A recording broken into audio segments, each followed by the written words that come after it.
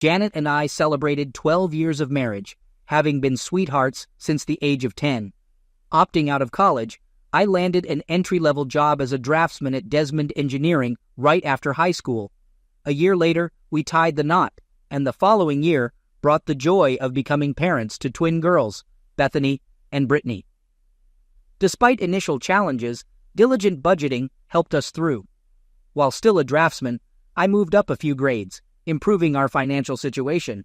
We managed to purchase a modest home and owned 2 decent cars. Although not brand new, they were far from outdated. Janet fulfilled her dream of being a housewife, and with our financial stability, she didn't need to work. Both of us remained healthy and fit. Janet had a bit more stature than our wedding day, standing just over 5 feet tall, with dark brown hair and bangs resembling little Marie Osmond. Personally, my physique hadn't changed much since my high school football days as the right tackle. Billy Martin moved to Reading from Lancaster about a year ago and took a job with Desmond Engineering as a surveyor. Billy and I played football against each other and immediately became friends. He also married his high school sweetheart, a redhead named Sarah. Sarah and Janet became instant friends. They didn't have children yet, but they were ideal nannies.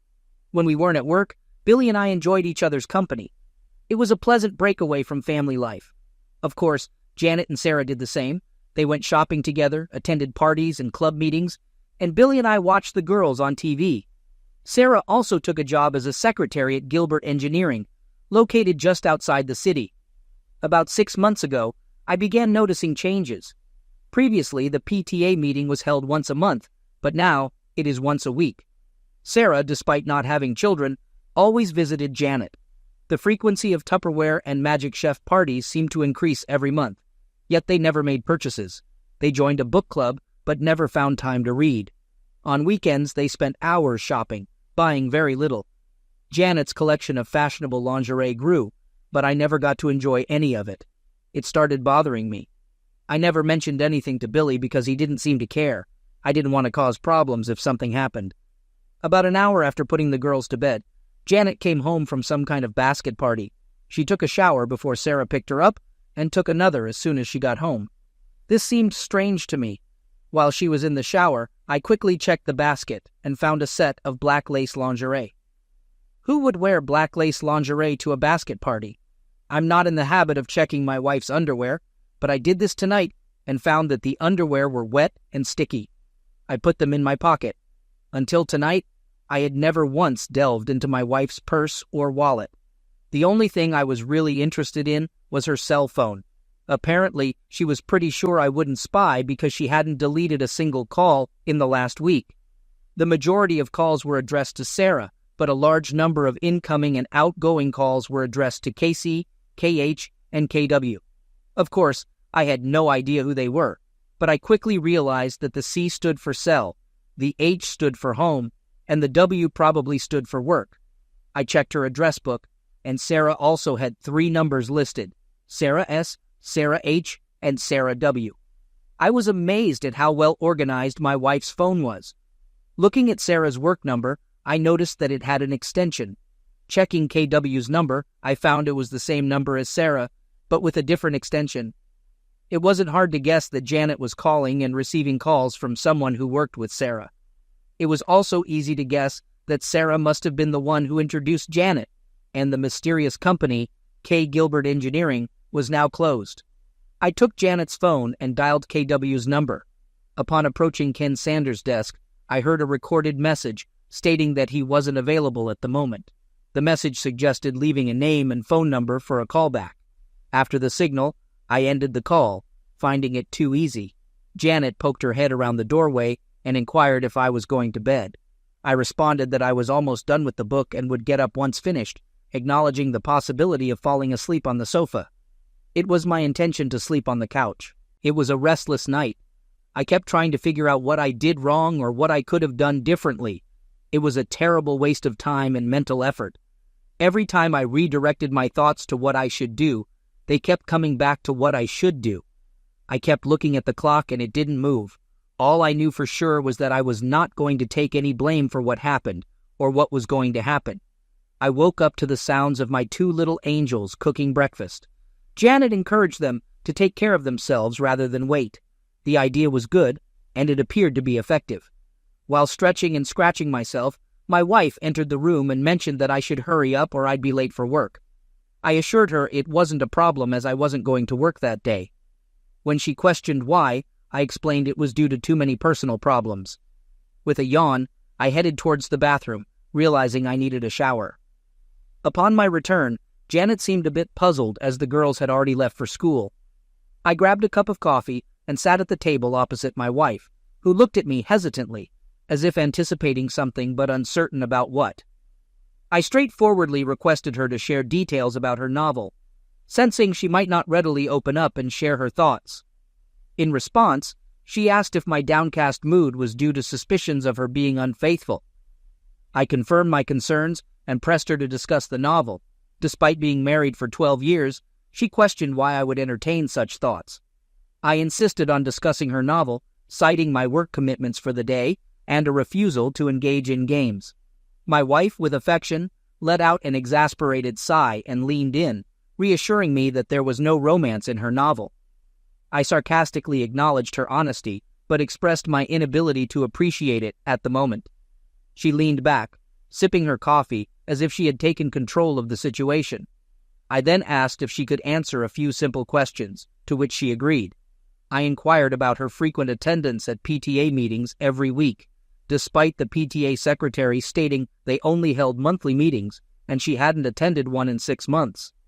In response, she expressed confusion and a bit less sassiness, claiming she didn't understand what I was implying. I pointed out that she and Sarah attended non-existent PTA meetings every Tuesday and questioned why she would lie about such a matter. Janet took some time to reflect on the question and eventually found an answer. She apologized, explaining that on Tuesday nights, she and Sarah went to Rosie's Cantina for ladies' night to enjoy 2-for-1 margaritas. They hadn't informed me to avoid any misunderstandings, considering Billy and me. She admitted it was a mistake and promised to inform us from now on. I remained skeptical, stating that I would verify her explanation. I suggested Sarah might support her, but I questioned what the people at Rosie's might say. In response, she emphasized that I was making a big deal out of it. She then shifted the focus, asking about my behavior at little Tupperware parties, questioning why I took a shower before leaving and another upon returning home. I explained that it was to eliminate the smell of smoke from my hair, as many women smoked at those gatherings. She continued probing, asking why I wore fancy underwear to those parties, but not for her, unless it was a special occasion. I admitted not having a good answer, stating that I just wanted to feel dressed up when going out. Janet's lies began to irritate me, and I struggled to control my anger, realizing it was time to address the situation. I confronted her with the soiled underwear I found the previous night, accusing her of deception. I expressed my awareness that the substance on the underwear was not mine, and warned her against claiming it was due to a yeast infection. My anger escalated, and I demanded an explanation. Janet fidgeted in her chair, avoiding eye contact, seemingly unable to provide a quick response. Frustrated, I pressed her further, questioning why she had come home with soiled underwear and insisting on an explanation. She urged me to stop and expressed her inability to endure the situation any longer, claiming we had been married for 12 years. She questioned how I could treat her in such a manner. The continuous stream of lies and constant denial overwhelmed me with all the strength I could muster. I hurled my partially filled coffee cup across the room, shattering the front of the microwave. This time, there was no doubt I had Janet's attention. The expression on her face was new, as she had never witnessed my anger before. Leaning over the table, I confronted her loudly, demanding information about Ken Sanders. She rose from the chair and moved towards the sink, trying to evade the conversation, repeatedly stating that he was just a friend. I persisted, asking if she had a close relationship with him. In a terrified tone, she admitted to it.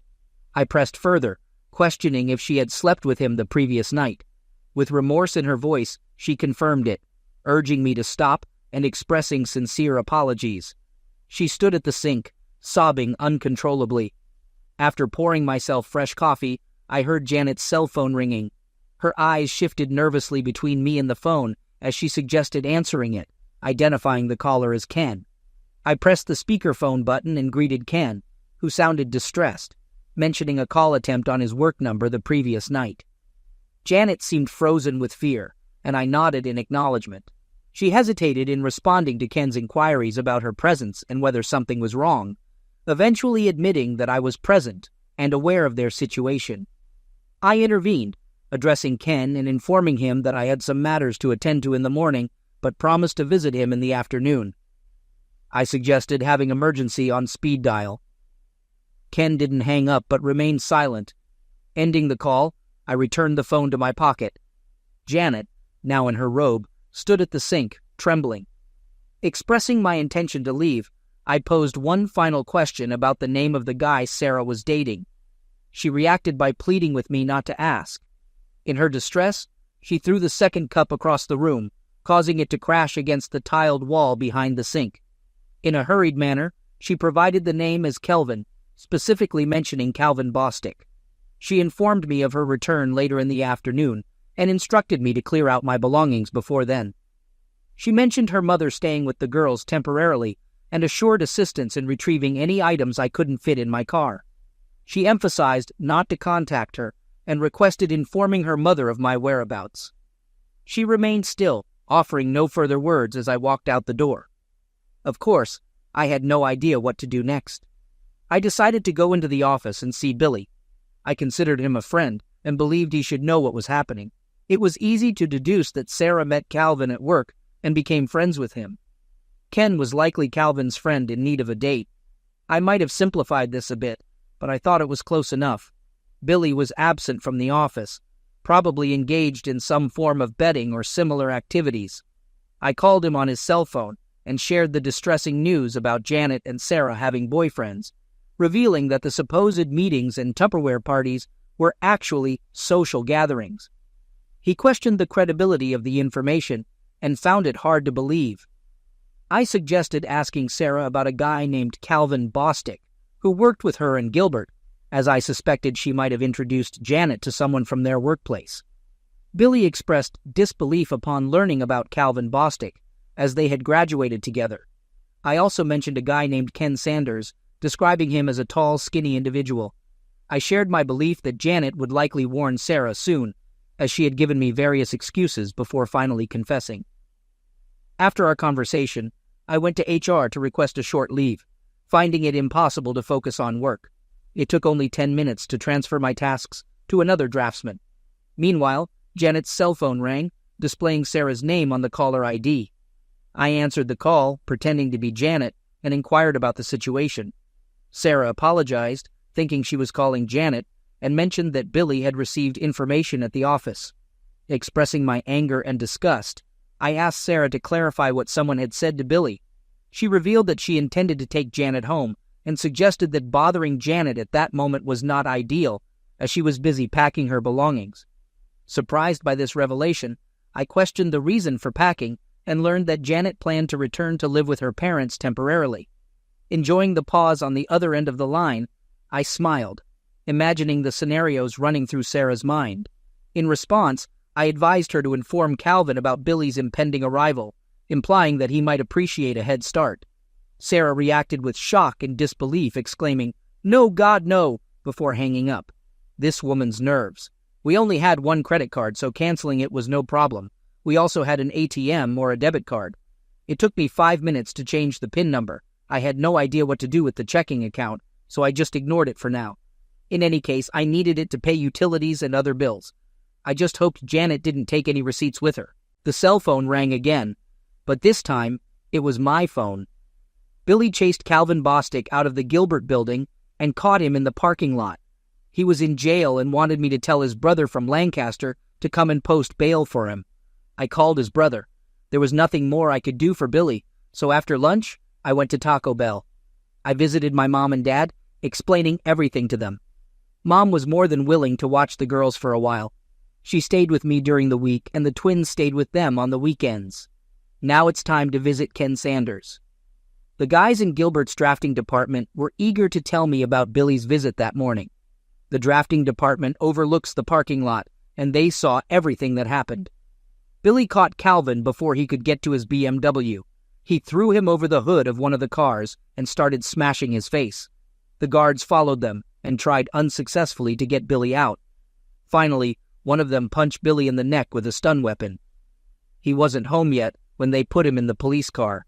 They had to take Calvin in an ambulance. One of the guys showed me the office where Ken Sanders worked. It was empty.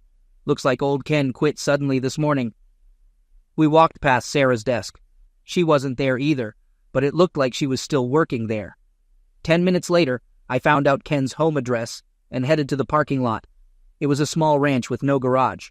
There was a white Lexus in the driveway with the trunk and back doors open. As I approached the door, Ken Sanders came out with an armful of clothes. He dropped everything and rushed back into the house. As soon as he saw me, I tripped over the things he dropped and managed to see him exit out the back. As I entered, I had to laugh at his reaction. Damn, I wasn't like Billy. I was a good guy. It looked like the kind of place that would be rented fully furnished. That's why he didn't have a truck. In another 10 minutes, he would have finished and left town. I was looking forward to talking to Ken, but I didn't want to chase him. I looked around the room for anything interesting and got a few pleasant surprises. The first thing I picked up was his cell phone. It lay on the table in the living room next to a folder containing his passport and some personal documents. There was a cute little laptop computer on the dining table. I couldn't find anything else, so I packed up the few goodies I had and left. I didn't want to do anything that could be considered criminal, so I resisted the urge to crash his car. This was beautiful. I believe it might be considered a crime to take items from the house, but he left the door open, and anyone could have taken them. Unable to restrain myself entirely, I let the air out of just one of his tires. He'd need to empty the truck to access the spare tire, and I'm sure he'd do it with one eye on the street, searching for me.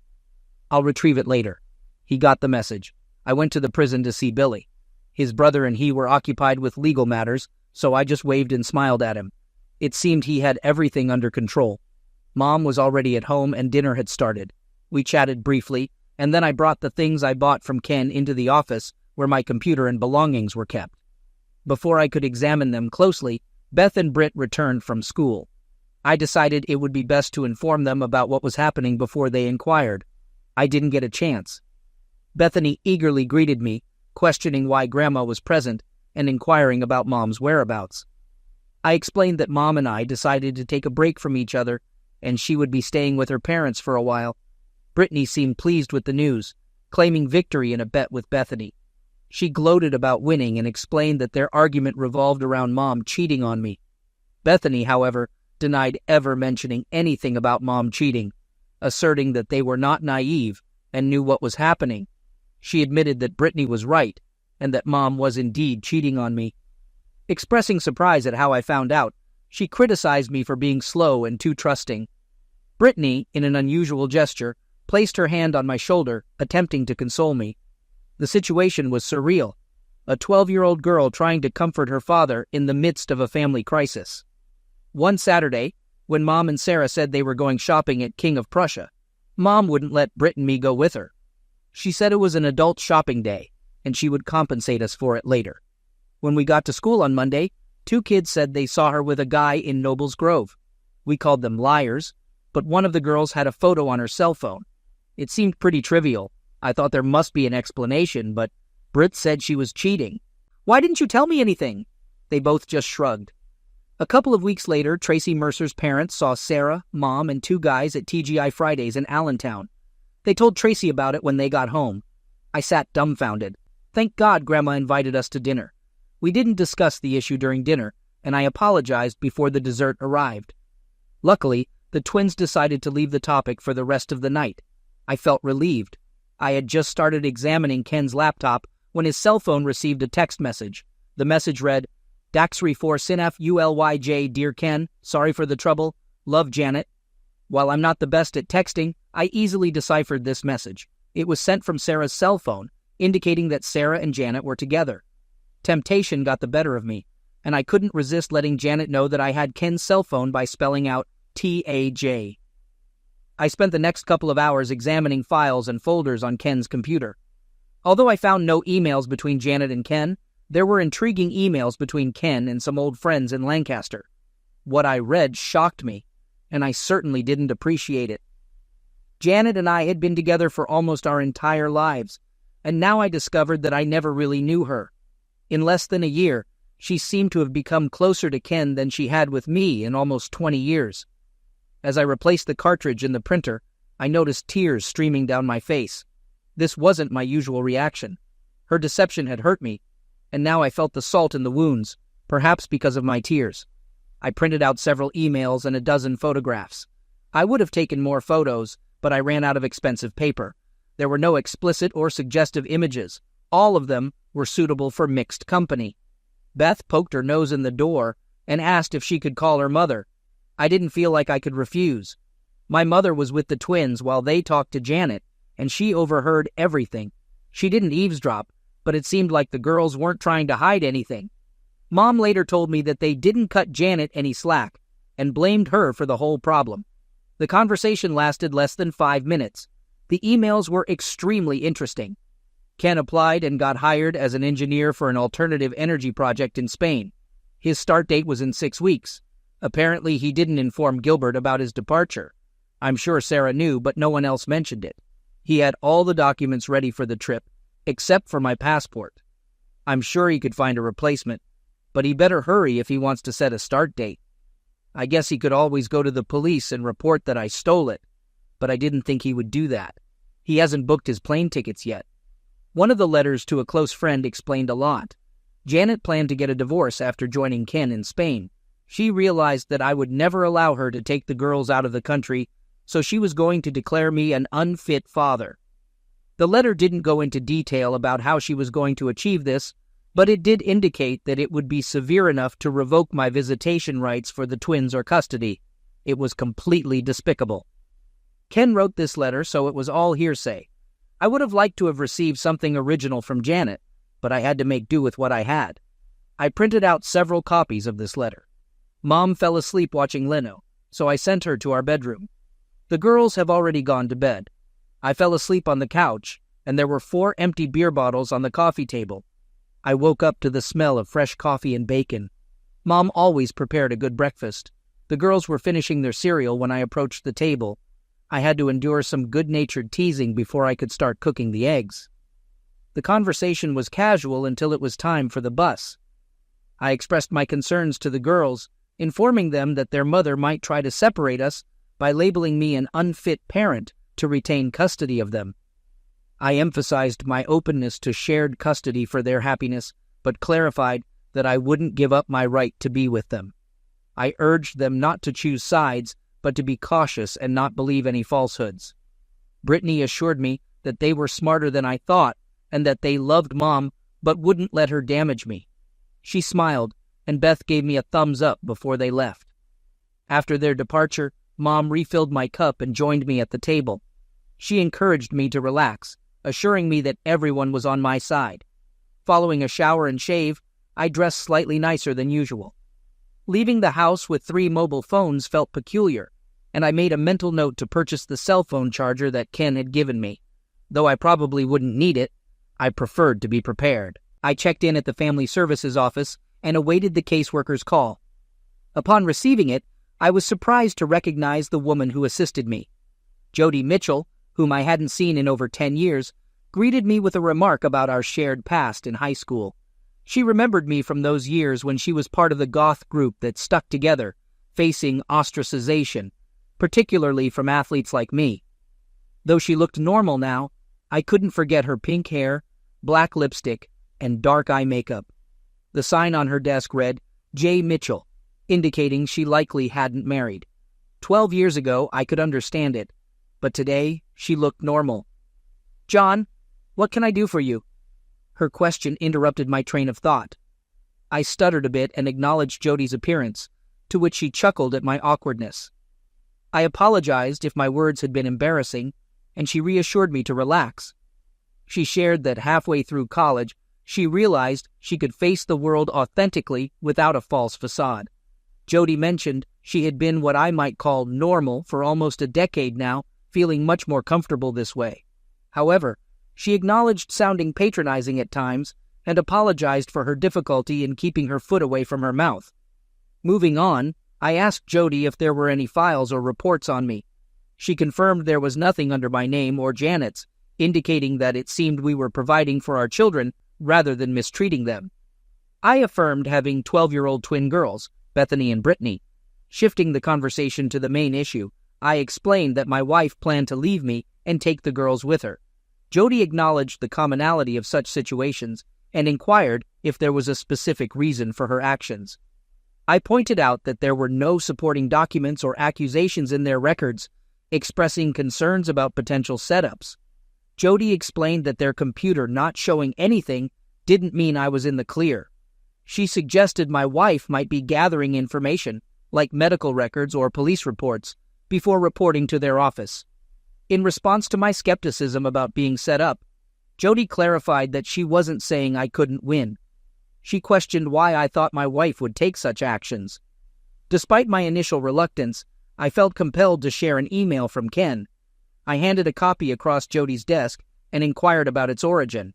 I explained that I had taken the email from a computer through illegal access, recognizing its inadmissibility for legal purposes. I mentioned the word conspiracy without understanding its legal definition, and expressed my confusion and concern about how to protect myself and my daughters in this situation, especially since I couldn't afford a lawyer. Jody Mitchell relaxed in her chair, and I maintained eye contact without blinking. She rocked back and forth before leaning toward me and suggesting I come back the next morning. I agreed and asked if I could keep the copy of the letter. After receiving confirmation, I left, and she bid farewell, expressing that it was nice to see me. I smiled, and she returned the gesture, revealing a new side of Jody. Lacking connections to lawyers, I resorted to picking one from the phone book. Despite knowing about my wife's intention to divorce me, I wanted to secure my position given the circumstances. I wasn't certain about our financial situation in the coming days, so I paid the lawyer up front in cash for the entire package. I urged him to proceed in the fastest and easiest way, allowing her to have the house as it was worth less than the mortgage. I insisted on joint custody of the twins, with the possibility of taking full custody if feasible, and agreed to pay child support but not alimony. Billy called me while I was on my way to lunch, seeking housing, and I offered to accommodate him. We met at Taco Bell for lunch, and when I approached, Billy had a silly smile on his face. Curious, I inquired about the reason for his happiness. Billy shared that a friend at Community General Hospital had informed him about Calvin. Sarah had visited him at the hospital, unaware of Calvin's wife and children arriving. The situation became chaotic, leading to hospital security escorting Sarah out. Billy walked past Gilbert to talk to her, but found that she was no longer there. I asked about the details of Calvin's family situation, and Billy admitted he didn't know why Calvin's wife didn't live with him or why he didn't go home to his family on weekends. However, he expressed a lack of interest in these details. Billy decided to take a week off from work to sort out his affairs, and we planned to figure out his accommodation since my mother also lived at home. Billy intended to go to his house to gather some clothes and personal belongings in case Sarah wasn't there. He had no intention of talking to her anymore. Later, on my way to see my insurance agent, I received another call from Cameron Wilcox, Janet's father. He requested my presence to help figure things out, mentioning Janet's despair and her unhelpful mother. The meeting would include Cameron, Janet, Janet's sister Carla, and myself. Despite uncertainty about the goals of the meeting, I agreed to be there in about 20 minutes. It was a somber gathering. I brought a folder of evidence and skipped the coffee. Who wants to start? John, Janet believes you're overreacting. She insists you were angry and coerced her into saying untrue things to appease you. According to her, she did nothing wrong, and you have no right to evict her. I sensed that my wife was presenting a highly embellished version of the events to her parents. While I understood her reluctance to admit infidelity, I resented her shifting the blame onto me. Cameron expressed his desire for facts to better understand the situation and questioned what I expected him to do, prove she's a liar, or admit I made a mistake. I explained that Janet claimed not to have a boyfriend, but just shared a few drinks with friends from Sarah's workplace, interpreting it differently. I pointed out that she had over 80 phone conversations with this friend in the last month and asked about the frequency of calls to Cameron and her mother. They both turned to Janet, who avoided eye contact. I raised the issue of Ken's cell phone, and when no one spoke, I asked Carla to read a text message sent to Ken right after I asked Janet to leave. The message apologized for the trouble and expressed love. Janet covered her face with her hands, and Cameron shook his head slowly. I shared photos from an outing Janet and Sarah claimed was at the King of Prussia Mall, but was actually at Nebel Grove. Cameron questioned Janet about the hand-holding in the photos, suggesting that Ken was more than just a friend. Tears flowed slowly as this unexpected outcome unfolded. I presented more photos, indicating that they were taken at Olive Garden and Red Lobster. I mentioned the stains on Janet's underwear, but decided not to discuss them at that moment. Cameron apologized for calling me in for such a situation, expressed his upset at being tricked, and shook my hand as I left. Janet left the room sobbing like a child, and there was no discussion about the stains on her underwear at that time. Cameron assured me that the situation wouldn't be ignored. Upon returning home, Mom and Billy had already set up a fold-out bed in the living room. It wasn't a hallway, just a small extra room where I kept my computer. Billy had a pile of extra clothes in the corner that he had taken from home. Sarah wasn't home when he arrived. The most interesting thing awaiting me was the mail, but in fact, it wasn't waiting for me. It was for Janet. A beautiful official envelope from the passport department. I knew I shouldn't open it, but I couldn't help myself. It was, of course, a passport, more precisely, a family passport. The photo featured Janet and the two girls. I remember the girls mentioning getting their picture taken, but I never imagined it was for that purpose. Of course, my passport wasn't in the envelope. I immediately called Cameron and asked him to inform Janet that the goods had arrived. If she needed a passport, all she had to do was send Ken home to pick it up. I would only give it to Ken. I was usually at work when the letter arrived. I would never have known she received it. Cameron informed me they had asked Janet to find another place to live, and they had no idea where she was going. They seemed a little angry with their daughter. He promised to inform her about the passport. The dinner conversation mainly revolved around the girls. Bethany, with a shy smile, mentioned that a woman from Family Services named Jody had visited their school and talked to both of them together. They missed gym and geography due to the lengthy conversation. Beth and Britt expressed that Jody seemed to like me, though it was from a 1-hour talk. Carla interrupted dinner with a phone call, wanting to talk. We met at McDonald's, where she explained Janet's situation. Carla expressed doubts about my ability to answer questions, to which I agreed. She began by blaming Sarah for everything, describing Sarah's affair with Billy as thrilling and romantic in Janet's eyes. Janet claimed to have had a life with me that was only loving and reliable, lacking excitement and romance. Janet got involved with Ken Sanders when he joined Gilbert. While Sarah and Calvin had love-making moments, Janet and Ken were left alone, leading to a full-blown affair. She couldn't or wouldn't end it, as Ken captivated her with tales of his endeavors and proposed a trip to Spain, which she eagerly accepted. The major dilemma for Janet wasn't leaving me, but leaving the girls. She was aware that I would never allow her to take them abroad, so she planned to find a way to make me look bad. Carla explained that after talking with the girls, Janet realized they were closer to me than to her.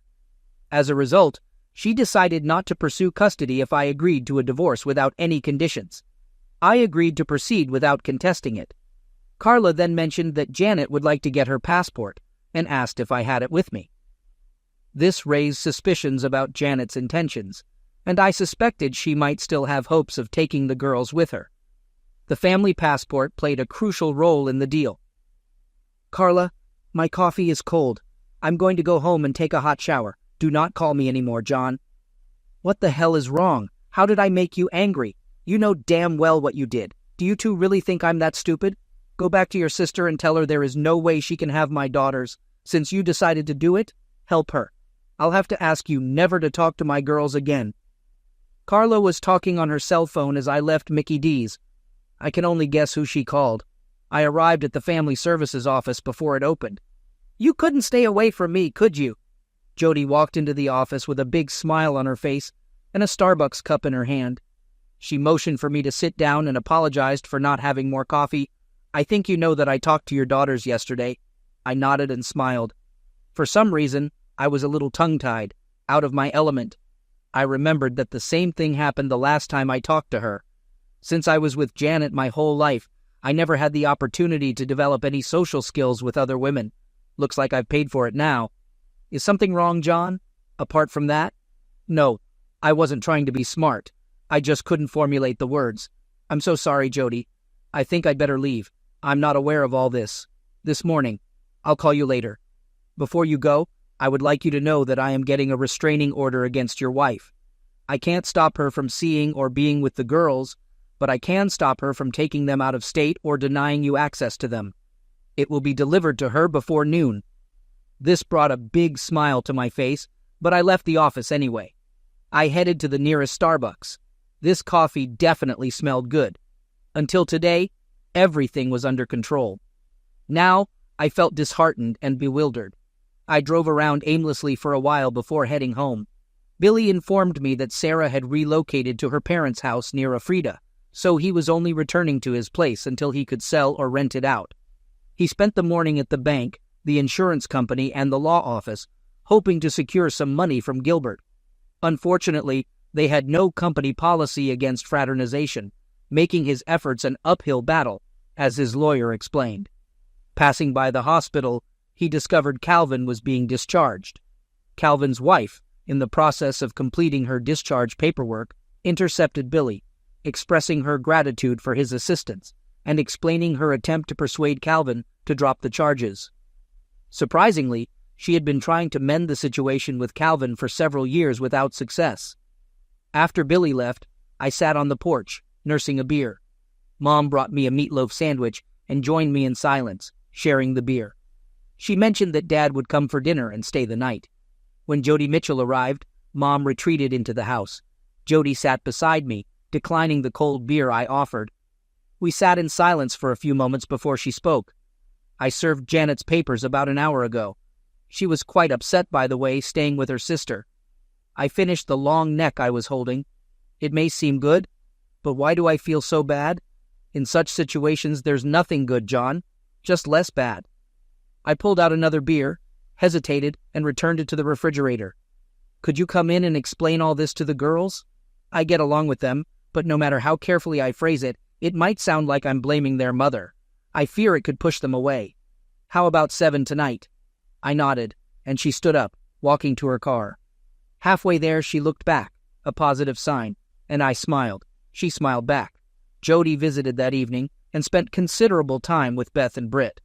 Billy and I busied ourselves searching his house, removing anything that belonged to or reminded him of Sarah. Jody began frequenting our house several times a week, spending as much time with my mom as with the girls. I noticed she was avoiding me.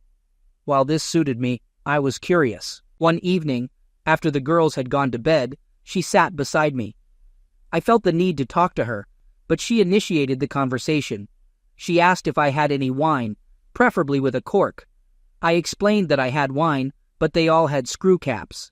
She found it amusing and requested something red, so I poured a bottle into a container that resembled more of a jug. As we drank, I gathered the courage to discuss the girl's well-being during her visits. She mentioned that the twins were fine and didn't necessarily need to see her. Surprisingly, she clarified that she visited to see me, not the girls. I was confused, as she rarely engaged in conversation during her visits. She admitted that she thought I might have a rule against fraternizing with clients, which we both found amusing. To lighten the mood, she brought up the topic of tattoos and expressed surprise that I hadn't asked to see hers.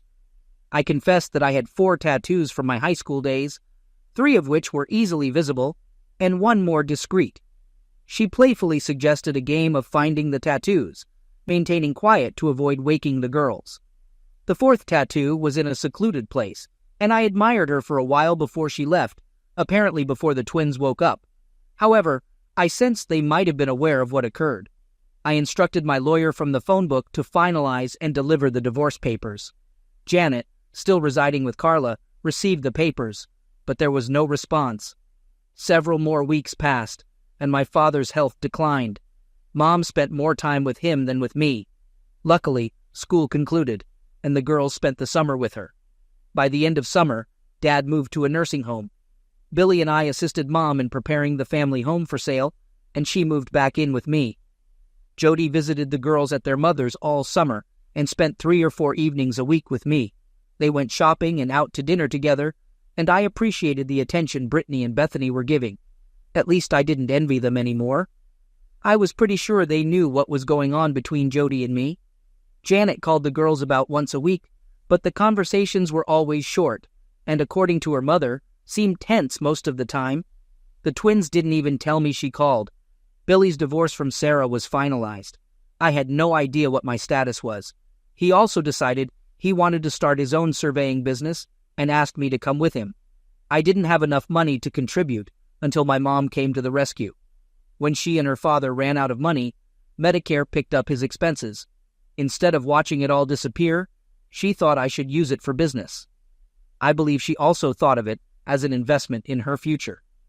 3 months later, Billy and I had our own small surveying business. Fortunately, my drawing skills developed into drawing stories. About a week into the new semester, the twins were visited by their mother. They thought they would go to the guidance office to see Jody, and they were both disappointed to see Janet.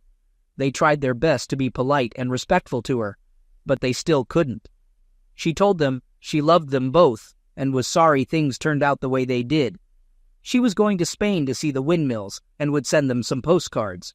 She promised to call them every year on their birthday and send them amazing Christmas gifts. They said she cried when she left. Janet never called me to tell me she was leaving, but the next week, her parents showed up at the house. They apologized again for what Janet did, but made no attempt to defend her or justify her actions. Brittany and Bethany were their sole grandchildren, and they desired the opportunity to see them. I had no qualms about their request. They conveyed that Carla felt too ashamed to approach me, torn between her sister and her parents. 2 months later, my divorce was officially concluded. Jody and I opted to celebrate at Red Lobster. It was a rare evening without the girls, who seemed content. In fact, I believe they were somewhat elated. We spent the night at a local Holiday Inn. The twins welcomed me back with delight at 10 o'clock the following morning. Though they didn't voice it, they smiled from ear to ear throughout the day. A year later, everything was going well, but unfortunately, my father passed away. Mom considered relocating to Florida with her sister, but was reluctant to leave the girls. The twins thought their grandmother should depart, but proposed that Jody take her place, even if she couldn't cook as well as my mother. They also insisted they were old enough to have separate rooms. It was an evident and viable plan. The girls received birthday cards from their mother, but there was no phone call. She also sent numerous postcards, all depicting Spanish windmills. I wasn't sure of the significance. For Christmas, she sent 2 stylish embroidered dresses, unaware that the girls were entering their teens and might experience a growth spurt. Surprisingly, they didn't mind that the dresses were too small. Gilbert Engineering became our major client. Billy was pleased to discover that Calvin was now teaching electronics at Lebanon County Vocational School, a significant downgrade. Calvin was no longer married, and Sarah remarried and relocated to California. Ken Sanders didn't last 6 months in his new job, now working in the States, but his whereabouts remained unknown. Billy sought information through his high school's alumni association. My best friend always believed I got away with Ken too easily. Strangely, the girls continued to receive postcards featuring windmills, with no specific information, just general sentiments. Cameron informed me that Janet called them several times from her job at a travel agency in Barcelona. She never mentioned Ken or disclosed details about their past. Jody and I quietly got married in Maryland. A year later, she was expecting, and Brittany and Bethany were as thrilled as we were. They looked forward to having a goth sister, sharing a private joke that they never let me in on. The significance of Spanish windmills remained a mystery to me.